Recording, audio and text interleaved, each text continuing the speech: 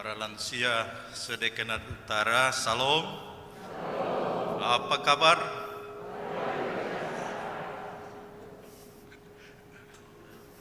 Kalau saya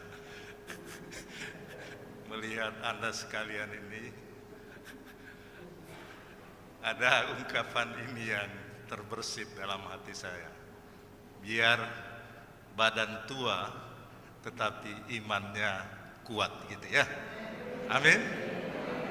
Iya kan? Karena walaupun masa pandemi ini begitu ditawarkan untuk merayakan hari Simeon Hana, Anda dengan semangat datang ke gereja ini untuk merayakan pesta kita dalam Ekaristi.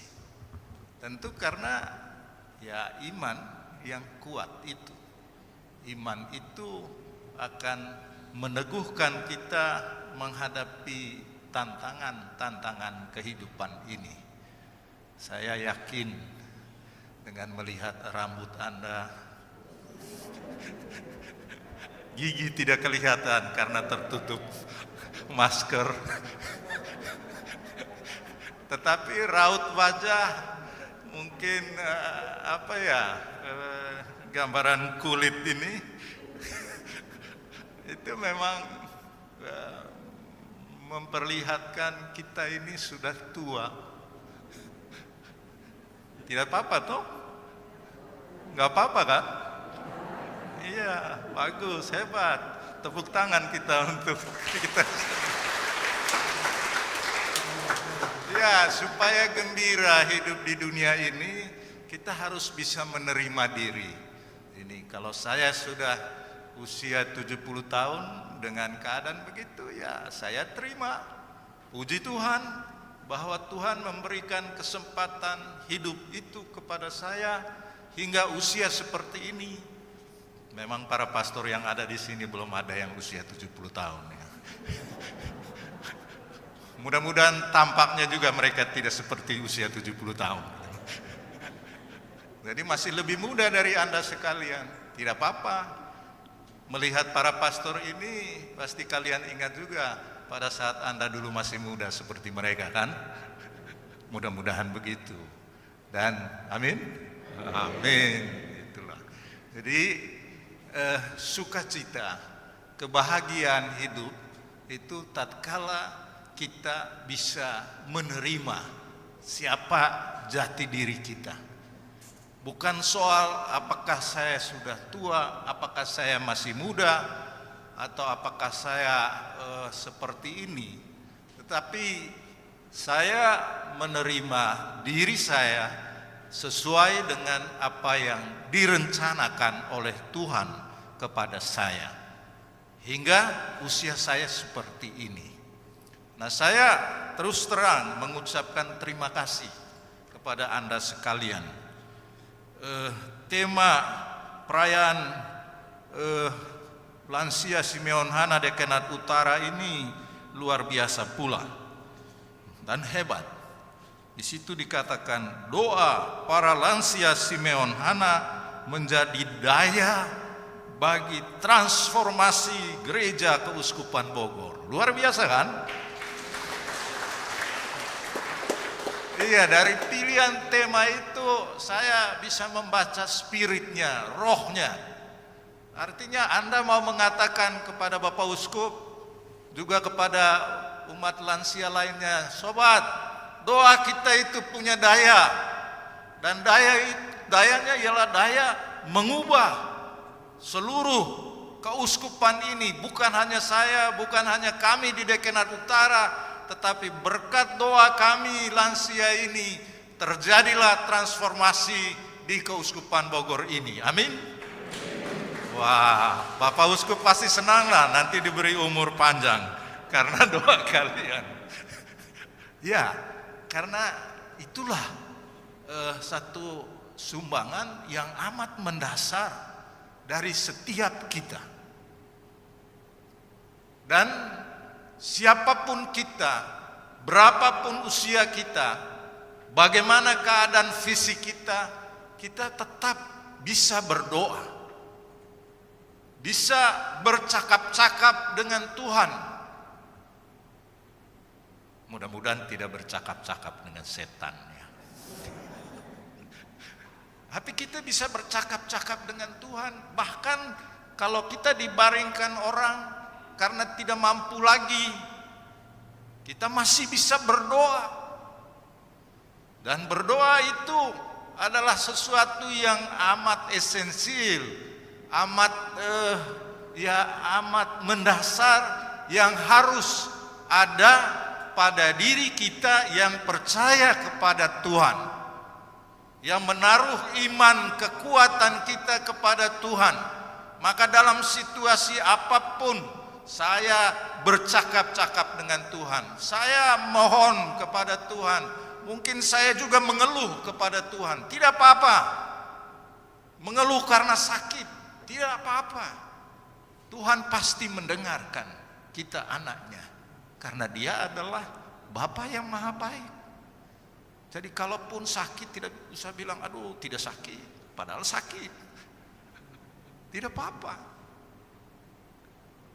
Kita mau menyatakan ungkapan hati kita kepada Tuhan dalam hal ini.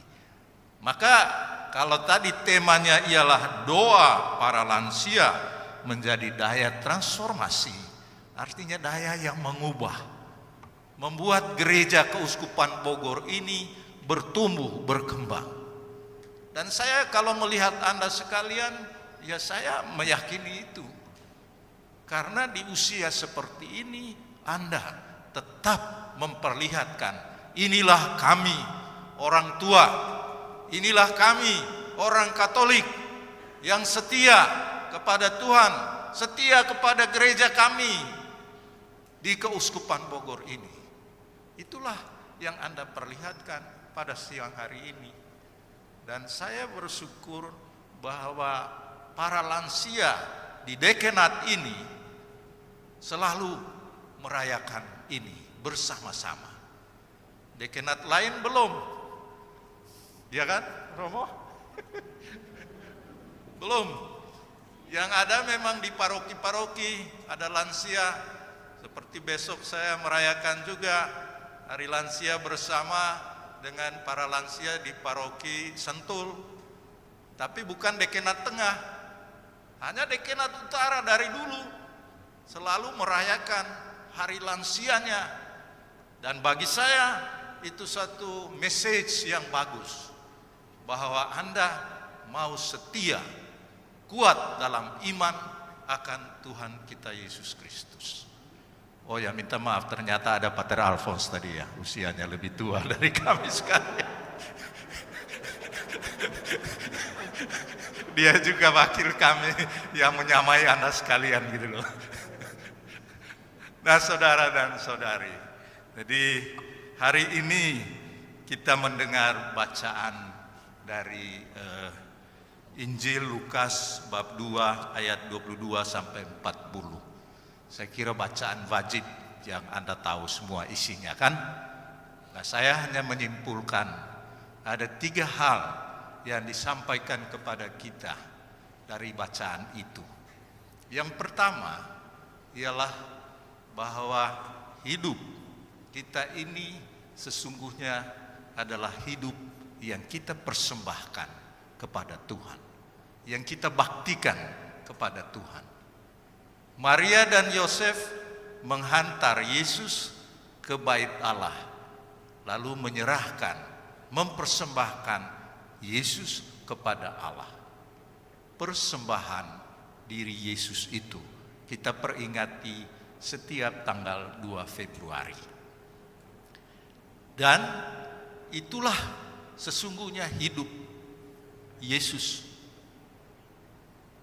Hidup Yesus adalah suatu persembahan, suatu pengabdian Dia kepada Bapa di surga dan kepada seluruh umat manusia. Dia mengisi perjuangan hidupnya sejak Dia lahir di Bethlehem dan kemudian hidup bersama kita hingga wafatnya di Gunung Kalvari Golgota, itu tidak lain tidak bukan adalah hidup dalam mempersembahkannya kepada Allah melalui macam-macam kegiatan yang dia lakukan. Nah, saudara-saudari, sesungguhnya bila kita mengikuti Kristus itu, maka hidup kita juga adalah hidup dalam konteks persembahan diri kita kepada Tuhan. Sejak Anda dibaptis, Anda sudah mempersembahkan hidup saya, dan kita mengatakan saya percaya kepada Allah, saya menolak setan. Artinya saya tidak persembahkan hidup saya untuk sesuatu yang dikehendaki oleh setan, tapi saya percayakan hidup saya persembahkan hidup saya kepada Tuhan. Hidup ini adalah suatu persembahan, dan persembahan itu bukan hanya persembahan kolektif kita, tetapi persembahan diri kita. Anda hari ini datang ke sini mempersembahkan diri Anda untuk bersama-sama memuji dan memuliakan Tuhan. Hidup adalah persembahan, dan mudah-mudahan itu juga menjadi pegangan bagi kita hingga akhirnya kita dihantar orang ke pemakaman. Persembahan diri. Persembahan diri itu bisa dengan macam-macam cara. Hidup berkeluarga, hidup sebagai imam. Imam mempersembahkan dirinya dengan tabisannya, mempersembahkan hidupnya kepada Allah dan juga pada kemanusiaan ini. Membuat hidup bersama kita menjadi sesuatu yang lebih baik, karena persembahan kita kepada Allah itu diperlihatkan dalam pengabdian kita kepada sesama kita. Itu yang pertama. Yang kedua ialah bahwa hidup kita ini sesungguhnya hidup di hadirat Allah, hidup bersama Allah, hidup dalam roh Tuhan. Kalau Anda perhatikan tokoh Simeon, tadi dalam Injil dikatakan Simeon, seorang yang benar dan saleh hidupnya, yang menantikan penghiburan bagi Israel. Roh Kudus ada di atasnya, dan kepadanya telah dinyatakan oleh Roh Kudus bahwa ia tidak akan mati sebelum ia melihat Mesias yang diurapi Tuhan. Dia yang diurapi Tuhan. Jadi Simeon, orang tua ini adalah seorang yang hidupnya digerakkan oleh Roh Kudus. Dia datang ke bait Allah karena Roh Kudus menggerakkan dia. Dan ketika dia melihat anak Yesus yang dibawa oleh Maria dan Yosef, dia langsung digerakkan oleh Roh Kudus dengan memuji Allah. Dia katakan, ya sudah, mataku telah melihat keselamatan dari Tuhan, biarlah saya mati sekarang ini. Saya tidak tahu kalau kita bertemu dengan Tuhan Yesus hari ini ya. Mungkin kita bersama Simeon, sudahlah biar saya mati saja. Saya sudah menemukan Tuhan. Toh? Apalagi yang kita cari. Simeon mengalami itu. Dia bertemu dengan Tuhan. Karena orang-orang Israel zaman itu memang hidup dalam penantian Sang Mesias, Sang Juru Selamat. Mereka menanti-nantikan. Para nabi sudah menyatakan kepada mereka bahwa akan datang seorang Sang Juru Selamat. Dan mereka hidup dalam pengharapan itu. Ketika Simeon melihat, dibimbing oleh Roh Kudus, bahwa bayi kecil anak Yesus ini, inilah Sang Mesias yang saya nantikan. Maka dia mengatakan, ya sudah, untuk apa lagi hidup saya? Yang penting sekarang saya sudah melihat dengan mata kepala saya sendiri Tuhan Sang Penyelamat itu. Dia adalah terang bagi seluruh bangsa-bangsa. Dan itulah yang dia katakan. Hidup Simeon, hidup dalam roh Tuhan. Roh Kudus yang menggerakkan dia. Saya meyakini bahwa Anda sekalian juga hadir pada perayaan Ekaristi ini karena ada roh kebaikan yang ada dalam diri Anda sekalian, toh? Roh yang mendorong Anda, ya sudah, kami mau ke gereja, mau bertemu dengan teman-teman yang lain, mau tegur sapa, mau cerita-cerita sedikit. Kan bagus itu. Roh yang mendorong kita untuk bertemu dengan orang lain dan melakukan kebaikan. Itulah Anda digerakkan oleh Roh Kudus, roh kebaikan itu. Maka roh Tuhan itu akan mendorong kita untuk bertemu dengan sesama, untuk melakukan kebaikan-kebaikan bagi sesama, untuk bertemu dengan sesama kita, untuk merayakan pesta iman kita yang kita lakukan hari ini.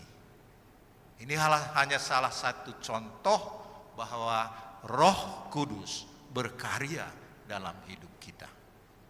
Saya ingat ada satu mama tua yang pernah saya ketemu. Dia selalu memakai rosario kemana saja, bahkan mandi pun dia tetap pakai rosario ceritanya. Lalu saya katakan, mengapa ibu memakai rosario pun tatkala mandi? Dia cerita. Dia katakan, Bapak Uskup, ya dengan rosario itu saya selalu ingat akan perlindungan Bunda Maria untuk saya. Bunda Maria saya yakini sebagai ibu Tuhan, pasti dia melindungi saya juga. Jadi begitulah saya merasakan kehadiran Tuhan dalam hidup saya. Dan itu yang dia lakukan. Jadi hidup kita adalah hidup dalam roh, dalam kehadiran Tuhan. Dan itu yang bisa kita lakukan senantiasa. Maka kita yang percaya kepada Tuhan, kita selalu berusaha untuk melakukan kebaikan-kebaikan. Mungkin saat itu kita tidak ingat bahwa kita hidup bersama Allah. Tapi kita melakukan, tatkala kita melakukan kebaikan-kebaikan, dan kemudian kita merasakan juga pengalaman kebaikan dari orang lain, kita mengatakan, ya, kami hidup bersama Allah. Dan kita diutus oleh Tuhan untuk menghadirkan kebaikan Allah di dunia ini. Yang terakhir, saudara dan saudari, apa yang dikisahkan dalam Injil tadi ialah pada bagian akhir dikatakan setelah menyelesaikan seluruh proses hukum Taurat bagi anak Yesus itu, kembalilah Maria, Yusuf serta anak itu ke kota kediamannya, yaitu di Nazaret. Anak itu bertambah besar dan menjadi kuat, penuh hikmat, dan kasih karunia Allah ada padanya. Teks ini mengingatkan kita semua akan pentingnya hidup dalam kebersamaan kita, dalam komunio. Kalau Keuskupan Bogor selalu menegaskan, mari kita membangun komunio, membangun satu hidup bersama, hidup dalam satu persekutuan.